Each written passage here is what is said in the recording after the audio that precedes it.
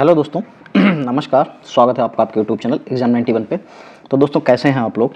चलिए, कल कुछ पर्सनल रीज़न की वजह से आपको वीडियो नहीं मिल पाया। पर्सनल रीज़न के आजकल शादी बारातें चल रही हैं यार, ठीक है, तो वो भी ज़रूरी है क्योंकि अगर आप सोशल नहीं हो पाएंगे तो चीज़ें बन नहीं पाएंगी, तो सोशल होना भी ज़रूरी है। इसी वजह से कल एक शादी में जाना पड़ा था जो कि अभी इस महीने में बहुत ज़्यादा है, तो उसी चीज़ को देखते हुए और रिकॉर्डिंग नहीं हो पाई थी, जिसलिए आपको वीडियो नहीं मिल पाया। तो वो रिकॉर्डिंग अब जो है आज आपको मिल जाएगी। और एक चीज़ और बताना चाहूँगा, आपने देखा होगा कि अभी रिसेंटली ही क्या हो रहा है कि सभी एग्ज़ाम्स के देखिए कट ऑफ धीरे धीरे करके आ रहे हैं। अभी स्टोर कीपर जो मंडी परिषद वाला था और एक और वो जो है कोई 6/2024 और 2/2024, तो एक में 200 वैकेंसी थी, एक में 134 वैकेंसी थी। आपने देखा होगा 134 वैकेंसी के लिए 53 मेरिट गई है, ठीक है, मंडी परिषद वाले में। और जो दूसरा स्टोर कीपर वाला था जिसमें 200 वैकेंसीज थी, उसकी देख लो 47 के आसपास, कुछ 47 पॉइंट कुछ मेरिट गई है। तो इसका मतलब है ये जो परसेंटाइल गया है लगभग 97 गया है और 99, बस 97 और 99 2 परसेंटाइल गए। तो आप अंदाज़ा लगा लीजिए कि जब आपने अगर जूनियर असिस्टेंट में एग्जाम में फॉर्म डाला होगा 2024 वाले में, जिसमें 3482 वैकेंसी हो गई हैं, तो 3482 वैकेंसी के लिए 47 और 30 नंबर और अंक दीजिए 17 नंबर, 15 नंबर के आसपास जिस भी कैटेगरी में आपके नंबर बनना हो आप उसके लिए एग्जाम के लिए एलिजिबल होंगे, ये गारंटी है। इसलिए आप पढ़ते रहिए। जिन लोगों को भी लगता है कि उनके इतने नंबर में नहीं होंगे, मैं कह रहा हूँ कि आपके 15 नंबर अगर हैं तो आप तैयारी करते रहिए, आपको मेंस देने को मिलेगा। चलिए अब आते हैं आज के सेकंड वीडियो पे, यूपी जीके का। इसमें आप हम लोग 51 नंबर से आगे देखेंगे। क्या लिखा हुआ है, उत्तर प्रदेश में न्यूनतम क्षेत्रफल वाला जनपद कौन सा है। देखो वैसे तो हमारा जो है हापुड़ जिला है, 660 वर्ग किलोमीटर में फैला हुआ है, लेकिन यहाँ पे ऑप्शन के हिसाब से हमको जाना पड़ेगा। ऑप्शन में संत कबीर नगर है, गौतम बुद्ध नगर है, अंबेडकर नगर है, कानपुर नगर है। अगर सबसे छोटे जनपद की बात करेंगे तो वो हो जाएगा गौतम बुद्ध नगर। रेड हो जा भाई, ठीक है, गौतम बुद्ध नगर ये 1282 वर्ग किलोमीटर में फैला हुआ है, ठीक है। संत कबीर नगर की अगर बात करेंगे तो ये 1646 में है, ठीक है। और अंबेडकर नगर की बात करेंगे तो 2350 में है, ठीक। और कानपुर नगर वो और भी बड़ा है, तो 3155 वर्ग किलोमीटर में फैला हुआ है, ठीक है। चलिए आगे बढ़ेंगे, 52 नंबर देखेंगे। उत्तर प्रदेश में सबसे अधिक और सबसे कम क्षेत्रफल वाले जनपद, देखो जो दे रखे हैं हमें उसके हिसाब से देखना है। सबसे अधिक सबसे पहले है, तो सबसे पहले में आपको जहां पे भी लखीमपुर खीरी दिख रहा है बस उसी को रखना है, बाकी सबको कट कर देना है। सबसे बड़ा जिला आपको पता है लखीमपुर खीरी है, सबसे छोटा जिला रविदास नगर दे रखा है, उसकी बात अलग। रविदास नगर को ही भदोही कहते हैं और 1015 वर्ग किलोमीटर है इसका, ठीक है, 1015 वर्ग किलोमीटर यानी कि किलोमीटर का स्क्वायर, ये इतना है। और खीरी का कितना है, 7680 किलोमीटर, 7680 वर्ग किलोमीटर है। याद कर लीजिए ये भाई, बहुत काम आएंगे। उत्तर प्रदेश के निम्न जनपदों में से किसी एक का अंतर्राष्ट्रीय सीमा स्पर्श नहीं करती, तो ये आपको भी पता है अंतर्राष्ट्रीय सीमा हमारे 8 जिलों से स्पर्श करती है, ठीक है, 7 जिलों से, सॉरी 8 नहीं 7 जिले होते हैं, 7 जिलों से स्पर्श करती है जो कि नेपाल से लगती हैं, जिसमें हमारे सिद्धार्थनगर, बलरामपुर, श्रावस्ती, महाराजगंज, बहराइच, लखीमपुर खीरी और पीलीभीत। तो देखो यहाँ पे हमको क्या क्या नहीं है, बस हमको ये ढूंढना। देखो बलरामपुर है, श्रावस्ती है, पीलीभीत भी है, बस्ती नहीं टच करता है तो बस्ती को साइड कर देंगे। चलिए भाई फिर आगे बढ़ेंगे, 54 नंबर देखेंगे कि क्या लिखा हुआ है। 54 नंबर में लिखा हुआ यूपी के निम्नलिखित जनपदों में कौन उत्तरांचल, हरियाणा तथा हिमाचल प्रदेश के साथ सीमा बनाता। देखो हिमाचल प्रदेश के पास सहारनपुर लगता है, बिल्कुल लगता है भाई, आपको ये पता है। अब उसने कहा है कि हरियाणा तथा हिमाचल प्रदेश के साथ उत्तरांचल भी लगेगा, तो सिंपल सी बात है फिर सहारनपुर ही लगेगा, क्योंकि सहारनपुर के साथ कोई और जिला ही नहीं लगता है, तो आपको कहीं और जाने की जरूरत नहीं है। सॉरी, हिमाचल प्रदेश के साथ कोई और जिला ही नहीं लगता है, ठीक है। चलिए आगे बढ़ेंगे। उत्तर प्रदेश का सबसे पूर्वी शहर निम्नलिखित में से कौन सा है। अब सबसे पूरब की तरफ चलेंगे, तो सबसे पूरब कहाँ होता है, ऊपर के लिए उत्तर होता है, राइट हैंड पे जो आपका हिस्सा होता है वो उत्तर होता है, नक्शे की बात कर रहे हैं। तो अगर हम लोग उस हिसाब से देखेंगे तो सबसे जो पूरब में पड़ेगा के जिला तो वो बलिया पड़ जाएगा। कौन सा पड़ जाएगा, बलिया, ठीक है, सबसे पूर्वी जिला। और पश्चिमी जिला तो वो शामली हो जाएगा, सबसे पश्चिमी जिला शामली हो जाएगा, सबसे उत्तरी जिला सहारनपुर और सबसे दक्षिणी जिला सोनभद्र हो जाता है, ठीक। ये आपको इस तरीके से याद कर लेना है। अभी मैं आपको धीरे धीरे इसके थ्योरेटिकल भी लेके आऊंगा, अभी प्रीवियस ईयर करा रहा हूँ, थ्योरेटिकल भी मैं करा दूंगा। चलिए फिर क्या लिखा हो 56 नंबर में, निम्नलिखित जिलों का भौगोलिक क्षेत्रफल की दृष्टि से सही आरोही क्रम देखना है, ठीक है। चलो आरोही अनुक्रम देखना है। चलिए यहाँ पे लिखा हुआ है गौतम बुद्ध नगर, मिर्जापुर, सोनभद्र, फिर मिर्जापुर, सोनभद्र, बाराबंकी, ये इस तरीके से दे रखा है। देखो भौगोलिक क्षेत्रफल तो सबसे ज्यादा क्षेत्रफल आपको पता है, ये देखो इसमें कहीं पे भी आपको क्या लखीमपुर खीरी दे रखा है, नहीं दे रखा, तो इसलिए इसको छोड़ देंगे। अब आते हैं हम लोग बाकी पे देखो दो में कंफ्यूजन हो सकती है, बाराबंकी और मिर्जापुर दोनों लगभग लगभग बराबर हैं, सिर्फ 3 किलोमीटर का अंतर है, 3 किलोमीटर स्क्वायर का अंतर है बस, बाकी और कुछ नहीं। देखो मिर्जापुर का 4405 वर्ग किलोमीटर है और बाराबंकी का 4402 वर्ग किलोमीटर, और गौतम बुद्ध नगर का 1282 है, सोनभद्र का 6905 वर्ग किलोमीटर है। तो जो सोनभद्र है वो यहाँ पे इसके हिसाब से देखें तो सबसे बड़ा होगा, तो सबसे पहले सोनभद्र आ जाएगा। नहीं पूछा क्या था क्षेत्रफल, सही आरोही, तो ठीक है आरोही है तो सबसे छोटा पहले आएगा, तो सबसे छोटे की बात करेंगे तो सबसे पहले छोटा गौतम बुद्ध नगर जो कि 1282 किलोमीटर, तो गौतम बुद्ध नगर सबसे पहले तीसरे ऑप्शन पे ही दिखाई दे रहा, यही आपका सही भी हो जाएगा। फिर गौतम बुद्ध के बाद बाराबंकी 4402, सो मिर्जापुर 4405, सोनभद्र 6905 वर्ग किलोमीटर। ठीक है, बस बाराबंकी और मिर्जापुर में 3 वर्ग किलोमीटर का अंतर है, बाकी और कोई अंतर नहीं है। चलिए भाई आगे बढ़ेंगे। 57 नंबर, उत्तर प्रदेश के निम्नलिखित जनपदों में से कौन क्षेत्रफल की दृष्टि से सबसे छोटा है? सबसे छोटा, अब देखो यहाँ पे वाराणसी देखा, जौनपुर, प्रयागराज और गाजीपुर। अब इनमें अगर सबसे छोटे की बात करेंगे तो देखो जौनपुर 40-38 किलोमीटर, वाराणसी 15-35 है, प्रयागराज है 54-82 वर्ग किलोमीटर, और गाजीपुर 37-77 वर्ग किलोमीटर है। तो सबसे छोटा फिर वाराणसी मिल जाएगा, सबके आगे मैं उनके किलोमीटर लिखे देता हूँ, 1535। ठीक है, फिर जौनपुर 40 तो 38 हो जाएगा, प्रयागराज 5482 और गाजीपुर 33-77। ठीक है, ऐसे करके लर्न कर लो भैया, याद कर लो, बहुत जरूरी चीजें हैं। इनके वर्ग क्षेत्रफल के हिसाब से अगर नहीं याद होंगे तो आप फंस जाओगे। क्वेश्चन तो देखो एक आना ही आना है इस तरीके का। उत्तर प्रदेश के निम्नलिखित जिलों का उत्तर प्रदेश के दक्षिण सही अनुक्रम लिखा, उत्तर से दक्षिण सही अनुक्रम लिखना है, उत्तर से दक्षिण की तरफ चलते चलना है, ऊपर से मतलब नीचे की तरफ चला जाना है। तो उस हिसाब से अगर देखो तो सबसे ऊपर आपको सिद्धार्थ नगर मिलेगा, फिर संत कबीर नगर मिलेगा, फिर अंबेडकर नगर मिलेगा, संत रविदास नगर मिलेगा। अगर इस तरीके से चलते हुए चले आओगे तो आपको देखा जाए तो सेकेंड ऑप्शन आपको देखने को मिल जाएगा। चलिए 59 नंबर, उत्तर प्रदेश में सबसे कम क्षेत्रफल वाला जनपद कौन सा है? सबसे कम क्षेत्रफल, अब यहाँ पे देखो गौतम बुद्ध नगर, हाथरस, कन्नौज और संत रविदास नगर दे रखे हैं। अगर आपको ऐसे ना पता हो तो याद रख लो संत रविदास नगर यहाँ पे सबसे छोटा हो जाएगा, जिसका 10-15 वर्ग किलोमीटर है। ठीक है, उसके बाद अगर गौतम बुद्ध नगर की बात करेंगे तो ये 1282 होता है, अभी पीछे बता चुका हूँ। ठीक, हाथरस की बात करें तो 1840 है, और कन्नौज 2093। ठीक है, चलो उत्तर प्रदेश राज्य का भारत में क्षेत्रफल की दृष्टि से कौन सा स्थान है? तो आपको पता है ये चौथे स्थान पे, 4th नंबर पे है। ठीक है, कौन से स्थान पे है? 4थे नंबर पे है। तो अगर उस तरीके से देखो, पहले तो सबसे पहले हाँ चलो ये देख लेते हैं कि कौन कौन से हैं। तो सबसे पहले राजस्थान, फिर मध्य प्रदेश, फिर महाराष्ट्र, फिर चौथे पे उत्तर प्रदेश। उत्तर प्रदेश जो पूर्व से पश्चिम की लंबाई है 650 किलोमीटर है। ठीक है, और दक्षिण से जो उत्तर से दक्षिण की चौड़ाई है वो 240 वर्ग किलोमीटर। उत्तर प्रदेश का जो क्षेत्रफल है 240-928 वर्ग किलोमीटर है, जो संपूर्ण भारत का जो क्षेत्रफल घेरता है तो 7.33% क्षेत्रफल घेरता है ये। 61 नंबर, उत्तर प्रदेश का सबसे बड़ा जिला कौन सा है? तो लखीमपुर खीरी आपको दिखाई दे जाए जैसे ही, तो आप लखीमपुर खीरी आपको दिख भी रहा है तो आप इसको तुरंत आसानी से लगा सकते हैं कि सबसे बड़ा जिला लखीमपुर खीरी है, और सबसे छोटा तो हापुड़ हो जाएगा। चलिए आगे बढ़ेंगे। 62 नंबर,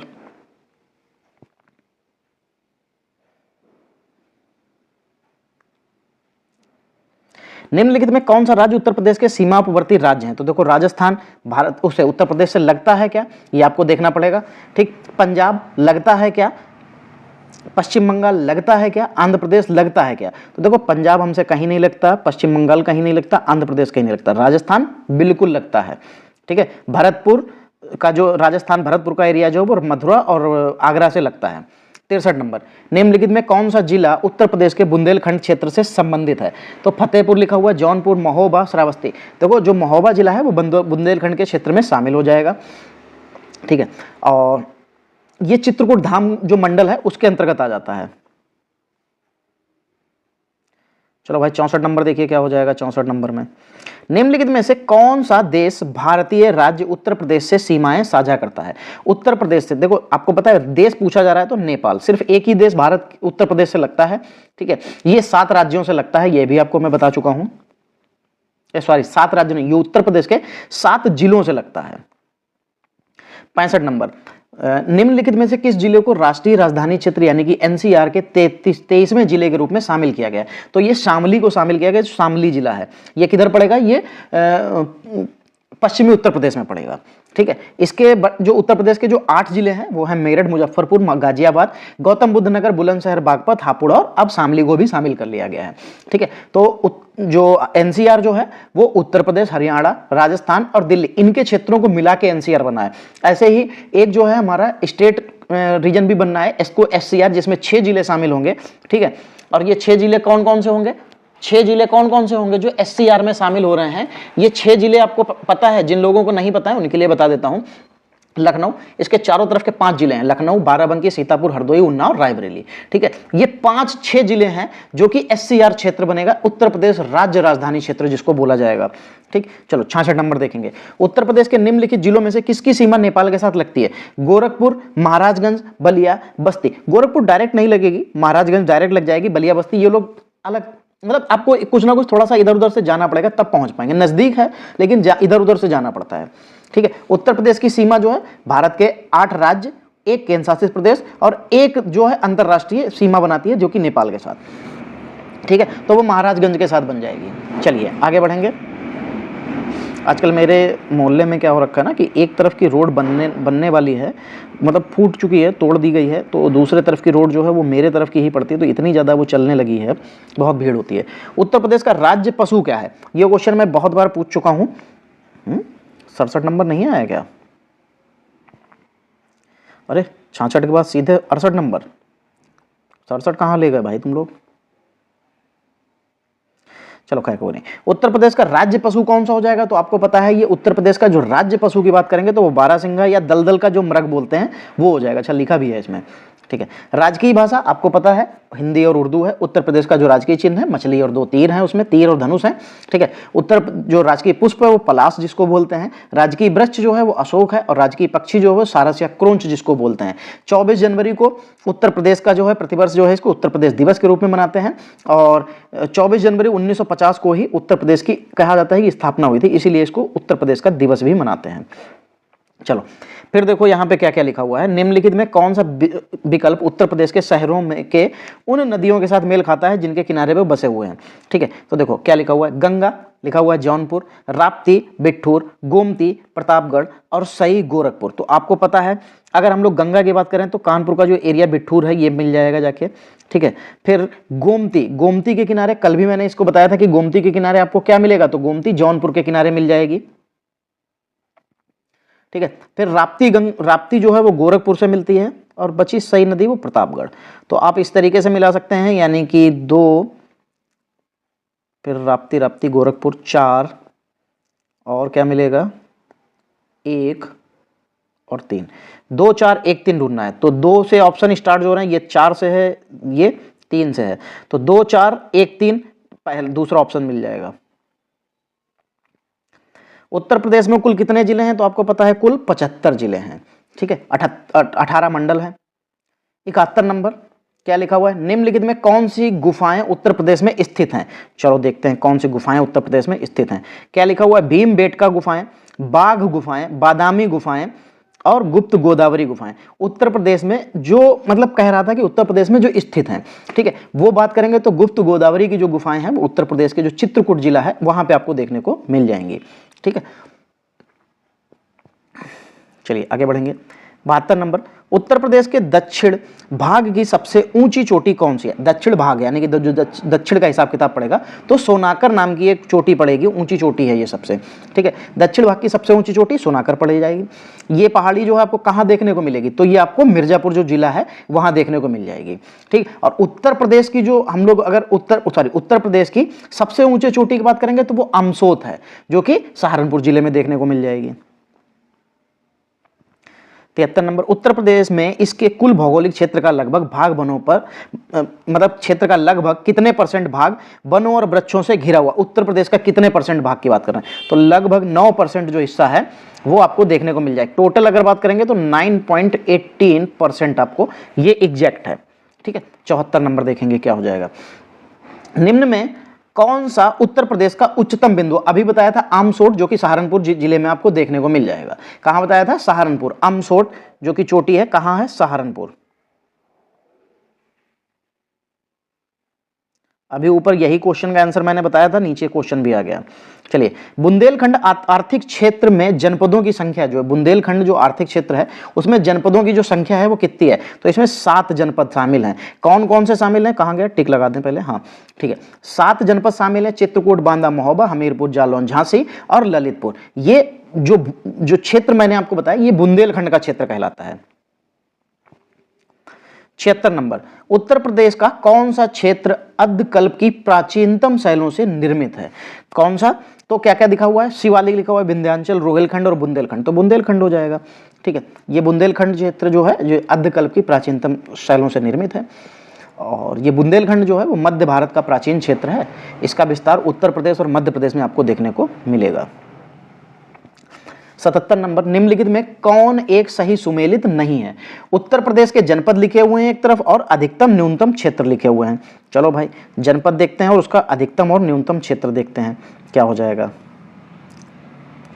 लिखा हुआ है लखीमपुर खीरी, उधर लिखा हुआ है अधिकतम भौगोलिक क्षेत्रफल। फिर लिखा हुआ है सोनभद्र अधिकतम वन आच्छादित क्षेत्रफल। फिर लिखा हुआ है सीतापुर न्यूनतम भौगोलिक क्षेत्रफल और संत रविदास नगर न्यूनतम वन आच्छादित क्षेत्रफल। तो इसने पूछा था कि सही सुमेलित करना है, सुमेलित नहीं है। तो उत्तर प्रदेश के जनपद लिखे थे और अधिकतम न्यूनतम क्षेत्र लिखा था। तो लखीमपुर अधिकतम भौगोलिक क्षेत्रफल, सबसे बड़ा जिला है, बिल्कुल सही है। सोनभद्र, इसमें सबसे ज्यादा आपको क्या है? पेड़ पौधे देखने को मिले, मतलब वन देखने को मिलते हैं, तो वन आच्छादित क्षेत्र है, बिल्कुल सही है। सीतापुर न्यूनतम भौगोलिक क्षेत्र लिखा हुआ है, नहीं, सर्वाधिक अनुसूचित जाति और जो अनुसूचित जाति जो जनसंख्या है वो आपको यहां पे देखने को मिलेगी। तो ये गलत हो जाएगा, उसने गलत ही पूछा था। ठीक है, संत रविदास नगर जिसको कहते हैं वो न्यूनतम वन आच्छादित क्षेत्र जो कि लिखा हुआ भी है। अगर हापुड़ आ जाता तो वो सबसे छोटा भौगोलिक क्षेत्रफल कहा जाता। 78 नंबर, उत्तर प्रदेश के किस शहर को पूर्व का ग्रास के नाम से जाना जाता है? पूर्व का ग्रास, तो कन्नौज को शायद जानते हैं। 78 नंबर में ऑप्शन भी दे रखा है, बिल्कुल कन्नौज ही हो जाएगा। ठीक है, उत्तर प्रदेश जो है वो उत्तर प्रदेश में एक कन्नौज शहर है जो कि इसको इत्र की नगरी भी बोलते हैं, इसको ही पूर्व का ग्रास के भी नाम से जानते हैं। और ये मतलब कन्नौज जो है एक बहुत पुराना नगर है, ये आपको पुराने युद्धों में भी देखने इसके नाम सुनने को मिलते हैं। ठीक है, कभी ये हिंदू साम्राज्य था उसकी मूल राजधानी थी ये। चलिए 79 नंबर देखेंगे, उत्तर प्रदेश का निम्नलिखित में कौन सा जिला बुंदेलखंड क्षेत्र का हिस्सा है? तो मैंने बताया था बुंदेलखंड क्षेत्र जो है उसमें आपके कई यूपी के 8 जिले आ जाते हैं, उसमें से एक महोबा भी है। तो आपको यहाँ पे ये महोबा देखने को मिल जाएगा। भाई छोटा कर लो थोड़ा, वरना कट जाएगा ये वीडियो। हाँ ठीक है, तो ये महोबा जो बुंदेलखंड है उत्तर प्रदेश के दक्षिणी और मध्य प्रदेश के लगभग पूर्वोत्तर में स्थित है। उत्तर प्रदेश का जिला जो है वो महोबा बुंदेलखंड क्षेत्र में शामिल हो जाएगा।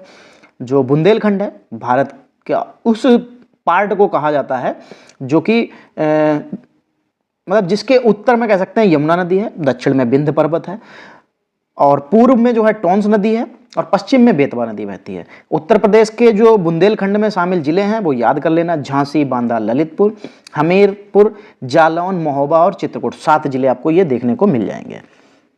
चलिए 80 नंबर, सूची 1 को सूची 2 के साथ सुमेलित करना है और सूचियों को नीचे दिए गए कूट का प्रयोग करके सही उत्तर बताना है। तो यहाँ पे सूची 1 में हिमालय की चोटी दे रखा है, सूची 2 में जो है राज्य दे रखे हैं, सूची 2 में राज्य। तो नंगा पर्वत पूछा जा रहा है, नंदा देवी पूछा जा रहा है और कंचनजंगा पूछा जा रहा है। तो यहाँ पे हमको इनके ऑप्शंस मतलब इनको मैच करना है। चलो, तो नंगा पर्वत आपको कहाँ देखने को मिलेगा? जम्मू एंड कश्मीर, पहला ऑप्शन बिल्कुल सही है। नंदा देवी उत्तराखंड, तो बस इसको आप यहाँ लेके आ जाइए। ठीक है, और ये यानी कि 1 3 2 132 ढूंढना है बस। तो 132 दूसरे ऑप्शन में दिख रहा है और दूसरा ऑप्शन बिल्कुल सही हो जाएगा। चलिए फिर 81 नंबर देखिए, जिस शहर को अभी तक राष्ट्रीय राजधानी क्षेत्र में शामिल नहीं किया गया है। तो जींद, करनाल, अलीगढ़, मुजफ्फरनगर। तो देखो मुजफ्फरनगर था आपको पता है, अलीगढ़ का नाम कहीं भी नहीं आता है क्योंकि हरियाणा के ये जींद और करनाल जो है हरियाणा के हैं, ये भी आपके जो है एनसीआर में शामिल हैं। ठीक, बाकी तो आपको पता ही है कि बहुत से जिले हैं 23 जिले हो गए हैं पूरे अब तो, मतलब यूपी के नहीं टोटल मिला के, जिसमें दिल्ली आएगा, उत्तर प्रदेश के 8 जिले हो जाएंगे, ठीक है, पूरा दिल्ली तो आ ही जाता है, उत्तर प्रदेश के 8 जिले हो जाते हैं, जिसमें गौतम बुद्ध, गाजियाबाद और बुलंदशहर, मेरठ, बागपत, हापुड़ और मुजफ्फरनगर, और अब तो शामिली भी हो गया उसमें, हरियाणा और जो है उसके देखते हैं, फरीदाबाद, गुड़गांव, मेवात, रोहतक, सोनीपत, रेवाड़ी, झज्जर, पानीपत, पलवल, महेंद्रगढ़, भिवानी, जींद, करनाल और राजस्थान के सिर्फ 2 हैं, भरतपुर और अलवर, ठीक है, बस ये दोनों जिले जो हैं ये आपको मिल जाएंगे उसमें, किसमें, एनसीआर में।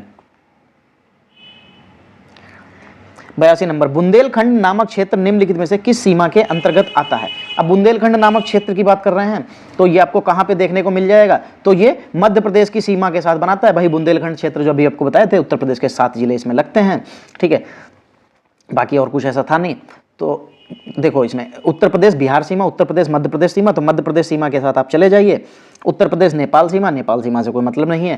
देखो उत्तर प्रदेश राज्य के जो 11 जिले हैं वो मध्य प्रदेश के साथ लगते हैं, ये आपको पता है, इटावा, जालौन, झांसी, आगरा, ललितपुर, महोबा, बांदा, चित्रकूट, प्रयागराज और मिर्जापुर, ठीक, और सोनभद्र, हाँ सोनभद्र तो भूल ही गए थे, सोनभद्र तो जरूर ही है, जिसमें से उत्तर प्रदेश के दक्षिण में 7 जनपद जो हैं जो 2 संभाग बनाएंगे, और मध्य प्रदेश के उत्तर में 13 जनपद 3 संभाग लगभग 1.5 लाख वर्ग किलोमीटर में फैले हुए हैं, इसी को बुंदेलखंड कहा जाता है। झांसी संभाग, झांसी, ललितपुर, जालौन आ जाता है। चित्रकूट संभाग में तो इसका मुख्यालय बांदा में पड़ेगा, और जिसका चित्रकूट, बांदा, महोबा, हमीरपुर, ये 4 जिले आ जाएंगे। तो ये 3 संभाग, 2 संभाग आपको देखने को मिल जाते हैं, ठीक, 7 जनपद होते हैं जो कि बुंदेलखंड क्षेत्र के अंतर्गत आपको देखने को मिलेंगे, जिसमें झांसी संभाग और चित्रकूट संभाग, झांसी संभाग के अंतर्गत 3 जिले, चित्रकूट संभाग के अंदर 4 जिले, चित्रकूट, बांदा, महोबा, हमीरपुर। चलिए आगे बढ़ेंगे। 83 दोस्त, बस मेरे पास क्या है ना कि डिजिटल बोर्ड नहीं है जो मैं आपको क्वेश्चन के साथ में लिख के बता पाऊँ, वरना अगर मेरे पास बोर्ड होता तो मैं आपको जैसे बाकी लोग बताते हैं मैं भी आपको हर चीज़ लिख के बता सकता था। उत्तर प्रदेश का कौन सा जिला उत्तर प्रदेश और बिहार की सीमा पर स्थित है। बस्ती, बुलंदशहर, बांदा और बलिया। तो बलिया बिल्कुल लास्ट में है जो कि बिहार के साथ सीमा भी बनाता है, बिल्कुल सही हो जाएगा, ठीक है, और ये बिहार की सीमा के साथ लगा हुआ है। उत्तर प्रदेश की जो सीमा है अगर बात करेंगे तो 9 स्टेट से मिलती है, जिसमें 1 केंद्र शासित प्रदेश है, 8 राज्य 1 केंद्र शासित प्रदेश के साथ लगती है, और 1 अंतर्राष्ट्रीय सीमा भी बनाती है नेपाल के साथ में, ठीक है, जिसमें राजस्थान, मध्य प्रदेश, छत्तीसगढ़, झारखंड, बिहार, उत्तराखंड, हिमाचल प्रदेश, हरियाणा और दिल्ली के साथ लगता है, ठीक है। अगर बिहार के साथ बात करेंगे तो बिहार के साथ सिर्फ 7 जिलों के लगती है, ठीक, कौन कौन से, सोनभद्र, चंदौली, गाजीपुर, बलिया, देवरिया, कुशीनगर और महाराजगंज, ठीक, और इसमें सबसे पूर्वी जिला भी उत्तर प्रदेश का क्या है, बलिया ही है, जो कि बिहार के साथ लगेगा। चलो आगे बढ़ेंगे। अगर दोस्तों ये चीज़ें जो समझा रहे हैं अगर आपको मजा आए तो एक बार यार कमेंट जरूर कर देना, मैं रोज कमेंट का वेट करता हूँ, मैं देख रहा हूँ कि कोई कमेंट नहीं आता, मैं कई चीज़ें पूछता भी हूँ। 84 नंबर, निम्नलिखित में कौन सा देश उत्तर प्रदेश राज्य के साथ एक अंतर्राष्ट्रीय सीमा बनाता है। तो आपको ये तो सरल क्वेश्चन हो गया, नेपाल। 85, उत्तर प्रदेश का निम्नलिखित में कौन सा जिला इस राज्य के अन्य जिलों से घिरा हुआ है, यानी किसी भी अन्य राज्य या देश के साथ सीमा साझा नहीं करता है। तो देखो अगर हम किसी भी देश या किसी भी मतलब राज्य के साथ की बात करें, लिखा हुआ है कौन सा देश उत्तर प्रदेश राज्य, अच्छा ये नहीं, उत्तर प्रदेश का निम्नलिखित में से कौन सा जिला इस राज्य और अन्य जिलों से घिरा हुआ है। तो हरदोई जो है ये आपको बीच में दिखाई दे रहा होगा, ये किसी भी आपको अलग मतलब किसी भी उसके साथ लगता ही नहीं है, ये किसी भी देश के साथ नहीं लगेगा, किसी भी अदर स्टेट के साथ इसकी जो है कोई सीमा नहीं बनेगी। अगर इसकी पूर्व की बात करें हरदोई के तो सीतापुर मिलेगा, पश्चिम में फर्रुखाबाद है और कन्नौज का भी एरिया लग जाता है, और लखीमपुर खीरी जो है वो उत्तर में पड़ जाएगा और शाहजहांपुर भी उसके उत्तर में ही पड़ता है। दक्षिण की बात करेंगे तो उन्नाव और लखनऊ पड़ जाएगा। तो ये इनसे घिरा हुआ है, कहीं से भी आपको कोई भी अलग नहीं बनाता है। उत्तर प्रदेश में ऐसी कोई नदी भी नहीं निकली है जिसकी वजह से कहते हैं कभी बाढ़ आ सके। तो इसलिए हरदोई में जहाँ पे मैं रहता हूँ यहाँ पे बाढ़ आने का कोई चांस नहीं है। जब मेरे यहाँ पे बाढ़ आएगी तो इसका मतलब जो नदी से बाढ़ आएगी तो वो नदियाँ पूरे सब कुछ डूबो चुकी होंगी, तब मेरे यहाँ पे बाढ़ आएगी। 86 नंबर, उत्तर प्रदेश के निम्न में कौन से जिले की सीमा मध्य प्रदेश के साथ साझा नहीं करती। तो देखो इलाहाबाद लिखा हुआ है, क्या आपको इसमें मध्य प्रदेश के साथ पूछा? हाँ तो ठीक है, इलाहाबाद, मिर्जापुर, इटावा और अलीगढ़। तो इनमें से इलाहाबाद जो है लिखा हुआ जिसको प्रयागराज के भी नाम से जानते हैं, ये तो मध्य प्रदेश के साथ लग जाती है, कोई दिक्कत नहीं, ठीक लग जाएगी। अब आते हैं कौन से नहीं, अलीगढ़ बहुत दूर है, अलीगढ़ तालों के लिए फेमस है, कहीं पे भी नहीं लगेगी। देखो प्रयागराज, मिर्जापुर, आगरा, इटावा, झांसी, ललितपुर, बांदा, चित्रकूट, सोनभद्र, जालौन, ये जिले जो हैं मध्य प्रदेश के साथ सीमा साझा करते हैं। लेकिन अलीगढ़, सहारनपुर, शामली, गौतम बुद्ध नगर, बागपत, मथुरा और ये सब जिले जो हैं ये अलीगढ़ वाला एरिया जो आपके हरियाणा के साथ लगेगा जाके। 87 नंबर, उत्तर प्रदेश की भौगोलिक सीमा सर्वाधिक राज्यों को स्पर्श करती है, निम्नलिखित में से कौन सा राज्य इसमें शामिल नहीं है। अच्छा, कौन सा राज्य इसके साथ सीमा नहीं बनाता ये पूछा जा रहा है। चलो भाई देखते हैं क्या क्या लिखा हुआ है। उत्तराखंड बनाता है, उड़ीसा हमसे कहां से मिलता है, मध्य प्रदेश झारखंड तो मिलता है लेकिन उड़ीसा मिलता है, कहीं नहीं मिलता है। फिर आगे बढ़ेंगे। 88 नंबर, उत्तर प्रदेश में किस प्रकार की जलवायु है। तो उत्तर प्रदेश में अगर जलवायु की बात करेंगे तो हमारे यहाँ पे उष्ण कटिबंधीय मानसूनी तरीके की जलवायु पाई जाती है। ठीक है, हमारे यहाँ 9 तरीके के जो हैं जलवायु क्षेत्र हैं जिसमें उष्ण कटिबंधीय मानसूनी में पाई जाती है। जो हमारा राज्य है इसमें अधिकांश जो है वर्षा मानसून के मौसम में ही होती है, जो कि कब से कब तक चलता है, तो जून से सितंबर तक मानसून का मौसम रहता है। और ये यूपी जो है वो दक्षिण पूर्व और पूर्व में लगभग 100 मिलीमीटर तक की वर्षा इसमें हो जाती है। ठीक है, तो यहाँ पे कैसी हो जाएगी, उष्ण कटिबंधीय मानसून प्रकार की जलवायु यहाँ पे पाई जाती है। उत्तर प्रदेश में प्रमुखता किस प्रकार की मिट्टी पाई जाती है। तो उत्तर प्रदेश में जालोड़ मिट्टी पाई जाती है, जो जलोढ़ मिट्टी जिसको हम लोग कहते हैं। ये जो मैदानी क्षेत्र है पश्चिमी से पूर्व तक फैला हुआ है ये तो।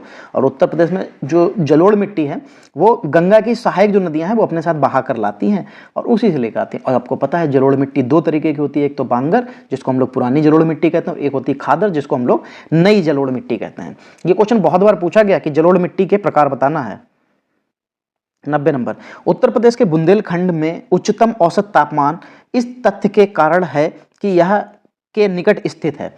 यह उसके बाद में कि यह फिर खाली जगह है, के निकट स्थित है, फिर उसके बाद खाली जगह के बाद तो किसके निकट नजदीक है जिसकी वजह से उच्चतम औसत। तो आपको मैं बता दूं, जब भी कभी कोई भी चीज कर्क, कोई भी स्टेट, कोई भी अगर जिला अगर कर्क रेखा के नजदीक से निकलते हुए जाएगा तो 100% वो गर्म रहेगा। तो जो हमारा यहाँ पे जो बुंदेलखंड का क्षेत्र है वो कर्क रेखा के नजदीक होने की वजह से ये जो है गर्म रहता है। चलिए 91 नंबर देखेंगे। 91 नंबर में क्या हो जाएगा, उत्तर प्रदेश के संदर्भ में निम्नलिखित कथनों में से कौन सा कथन या कौन से कथन सही है या हैं। उत्तर प्रदेश 9 आर्थिक क्षेत्रों में बटा हुआ है, बिल्कुल सही है, इसको तो टिक मारो। फिर उत्तर प्रदेश में 11 जलवायु क्षेत्र हैं, नीचे दिए गए कूट का प्रयोग करके सही नहीं, आर्थिक क्षेत्रों में कहा यार, वो तो जलवायु होती है। ये 9 आर्थिक क्षेत्र नहीं, क्या नाम, आर्थिक क्षेत्र तो 4 ही हैं, जलवायु क्षेत्र में बांटने की बात आ जाएगी तो 9 हो जाएंगे। ठीक है, अगर जलवायु क्षेत्र के साथ बात करेंगे तो 9 हो जाएंगे, तो इसका मतलब तो दोनों ऑप्शन फिर गलत हो जाएंगे। यहाँ पे 4 होना चाहिए था, नीचे कृषि जलवायु क्षेत्र, तो वो 9 होना चाहिए था। तो इसलिए यहाँ पे ना तो पहला और ना ही दूसरा ऑप्शन सही होगा। उत्तर प्रदेश जो है वो 4 आर्थिक क्षेत्रों में बांटा गया है, जो कि पूर्वी आर्थिक क्षेत्र 28 जिले, पश्चिमी आर्थिक क्षेत्र 30 जिले, केंद्रीय आर्थिक क्षेत्र 10 जिले और बुंदेलखंड आर्थिक क्षेत्र जिसमें 7 जिले में पहले भी बता चुका हूं। कृषि के जो क्षेत्र हैं वो 9 हैं। बढ़िया क्वेश्चन था भाई ये। 92 नंबर, फिर देखो क्या लिखा हुआ है, निम्न प्रकार की मिट्टी में से किस प्रकार की बुंदेलखंड क्षेत्र में प्रमुखता है। बुंदेलखंड में आपको बता दूं मैं, वहां पे आपको काली मिट्टी मिलेगी जिसको काली कपास की मिट्टी के भी नाम से जानते हैं। बुंदेलखंड का जो क्षेत्र है, मध्य प्रदेश का जो क्षेत्र है, ये आपको उधर से महाराष्ट्र तक बढ़ते चले जाइए, आपको पूरी काली मिट्टी का ही क्षेत्र देखने को मिलेगा। ठीक है, चलिए आगे बढ़ेंगे। 93 नंबर, उत्तर प्रदेश के भावर क्षेत्र में निम्नलिखित में से किस प्रकार की मृदा पाई जाती है। भावर क्षेत्र जो है उसमें आपको जो है कंकरील जो कंकर और पत्थर वाली जो जमीन होगी वो देखने को ज्यादा मिलेगी। तो आपको यहाँ पे कौन सा ऑप्शन सी, कंकरीली और पथरीली जमीन देखने को मिलेगी। उत्तर प्रदेश में लाल मिट्टी मुख्यतः पाई जाती है। लाल मिट्टी कहाँ पे पाई जाती है, सीतापुर बाराबंकी में, एटा मैनपुरी में, मिर्जापुर झांसी में और आगरा मथुरा में। अगर लाल मिट्टी की बात करेंगे तो ये उत्तर प्रदेश के जो है मिर्जापुर और झांसी का जो क्षेत्र है, कहाँ गया ऑप्शन यार, ये है, अरे भाई लग जा टिक यार, मिर्जापुर और झांसी का जो क्षेत्र है इसमें आपको लाल मिट्टी देखने को मिलेगी। झांसी, मिर्जापुर, सोनभद्र और चंदौली ये जिलों में पाई जाती है। ये याद कर लेना कौन कौन सी, झांसी, मिर्जापुर, सोनभद्र और चंदौली। 95, लवण प्रभावित मृदाएं मुख्यतः उत्तर प्रदेश के किन मंडलों में पाई जाती हैं। कौन कौन सी लवण प्रभावित की बात कर रहा है, तो लवणता सबसे ज्यादा आपको कहां देखने को मिलेगी, आगरा और अलीगढ़, मेरठ, मुरादाबाद, बस्ती, गोरखपुर, झांसी और चित्रकूट। नहीं, तो ये देखने को मिलेगी आगरा और अलीगढ़ का जो क्षेत्र है।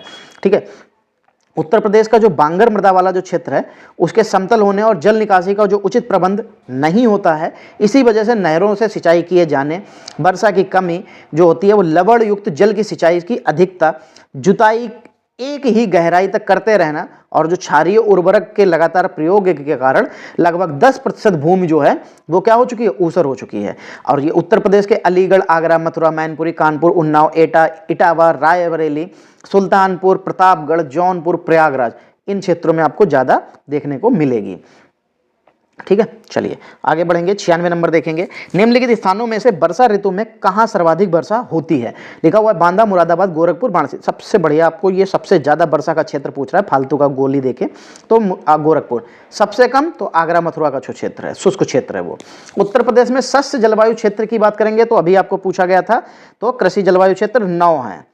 ठीक है, आपको 9 के नाम बता दिए जाएं, बिल्कुल। भाबर और तराई क्षेत्र, पश्चिमी मैदान क्षेत्र, मध्य पश्चिमी मैदान क्षेत्र, दक्षिण पश्चिमी समशुष्क मैदान क्षेत्र, मध्य मैदान क्षेत्र, बुंदेलखंड क्षेत्र, उत्तर पूर्वी मैदान क्षेत्र, पूर्वी मैदान क्षेत्र, बिंद क्षेत्र। ये आपको पूरे टोटल 9 क्षेत्र हैं। हट जा भाई। 98 नंबर देखेंगे, क्या लिखा हुआ, मृदा जिसमें मुख्य रूप से पोटास की कमी है उत्तर प्रदेश के जिले में पाई जाती है, मतलब उत्तर प्रदेश के किस जिले में पाई जाती है। तो लिखा हुआ है जौनपुर, बहराइच, बलरामपुर या गोंडा। तो ये आपको जौनपुर के क्षेत्र में देखने को मिलेगी। बिल्कुल काका गागा वाली, जिसमें गोली मार दी जाती है कि काका गागा ना सुना पाने की वजह से आपको गोली मार दी जाएगी, वही वाला जौनपुर क्षेत्र है। चलिए आगे बढ़ेंगे। 99 नंबर, निम्नलिखित में से कौन उत्तर प्रदेश में स्थित नहीं है। दुधवा बिल्कुल भैया है। भीमराव अम्बेडकर पक्षी वन्यजीव अभयारण्य, इसका नाम बदल गया, अब भीमराव अम्बेडकर हो गया, ये भी है। हस्तिनापुर वन्यजीव अभयारण्य, ये भी है। कान्हा कुचली, ये तो नहीं मिलेगा यहाँ पे, कान्हा कुचली। ठीक है, कान्हा राष्ट्रीय उद्यान जो है ये आपको मध्य प्रदेश में देखने को मिलेगा। ये एक बाघ अभयारण्य क्षेत्र है। इसका कब बना था, 1 जून 1955 को राष्ट्रीय उद्यान और वर्ष 1974 में बाघ अभयारण्य घोषित किया गया था। ये मध्य प्रदेश का सबसे बड़ा अभयारण्य क्षेत्र है। चलो 100 नंबर देखेंगे क्या हो जाएगा। उत्तर प्रदेश के निम्नलिखित शहरों में से सबसे छोटा वन अभयारण्य कहां पर है। तो राष्ट्रीय चंबल अभयारण्य इटावा ना, ये पटवा लिखा हुआ है, ये पटवा नहीं है, ये पटना है। क्या है, पटना। ठीक, पटना वन्यजीव अभयारण्य एटा बिल्कुल सबसे छोटा है, 1991 में बना था। 108 वर्ग किलोमीटर में, नहीं 108 वर्ग किलोमीटर में नहीं, हेक्टेयर में फैला हुआ है। ठीक है, इसकी स्थापना 1991 में हुई थी, 108 हेक्टेयर में फैला हुआ है। ये पटना पक्षी अभयारण्य जो है ये उत्तर प्रदेश का सबसे छोटा अभयारण्य है, जो कि एटा, जिसको पहले कासगंज के नाम से जानते थे। कासीगंज तो जानते थे एटा को, शायद मे भी, मैं गलत भी हो सकता हूँ, कोई बड़ी बात नहीं। चलिए, तो आज के जो हमारे 50 क्वेश्चंस थे बिल्कुल यहाँ पे कंप्लीट किए गए हैं, और अगर हो सका तो कल से जो है हम आपको 35 क्वेश्चन देंगे जिससे अच्छे से एक्सप्लेन कर सकें। टाइम जो है ओवर हो जाता है, देखिए 32 मिनट का टाइम हो रहा है, ये थोड़ा सा ओवर हो जाता है। फिर आप लोग बड़े वीडियो की वजह से टाइम लिमिट जो होती है वो देखता हूं मैं, तो आप लोगों का जो एवरेज व्यू टाइम आता है मेरे वीडियो पे वो आता है 2 minute, 1 minute 50 second, 2 minute 20 second, 2 minute 15 second, 2 minute 70, इससे ज़्यादा का मैक्सिमम व्यूज़ नहीं। इसका मतलब हर बच्चा 2 से 3 मिनट से ज़्यादा नहीं देख रहा। तो अब से 35 क्वेश्चन ही आएंगे। 35 क्वेश्चन को क्या करना है, अच्छे से एक्सप्लेन करना है। अगर उस पर भी व्यूज नहीं, अगर आप लोग अच्छे से देंगे, अगर टाइम अच्छा पूरा वीडियो नहीं देखेंगे तो 25 क्वेश्चन करके मैं टाइम को कम करूंगा, जिससे आप लोग पूरा वीडियो देखो, क्वेश्चन को अच्छे से समझो। दूसरी, ये जितनी भी जो पीडीएफ आपको दिखाई दे रही हैं, जितनी भी पीडीएफ यूपी से रिलेटेड, आपको टेलीग्राम के लिए एक चैनल लिंक दिया गया होगा, 2 नंबर वाला, ठीक है, यूपी जीके जीएस के नाम से, जो कि हमारे डिस्क्रिप्शन में आपको 2 लिंक दिखाई देंगे टेलीग्राम के, एक मेन चैनल का, एक दूसरा यूपी का। मेन चैनल पे बाकी सारे पीडीएफ मेन चैनल पे, यूपी का जो पीडीएफ होगा वो यूपी के चैनल पे डाला जाएगा। बस, अगर जिन लोगों को यूपी से रिलेटेड चीज़ें चाहिए हैं तो वो लोग इसको ज्वाइन कर लीजिए। ठीक है, वो सभी लोग इसको ज्वाइन कर लीजिएगा, आपको सारे पीडीएफ वहीं पर मिलेंगे। चलिए, आज की क्लास यहीं तक रखेंगे, मिलेंगे अगली क्लास में। तब तक के लिए जय हिंद दोस्तों।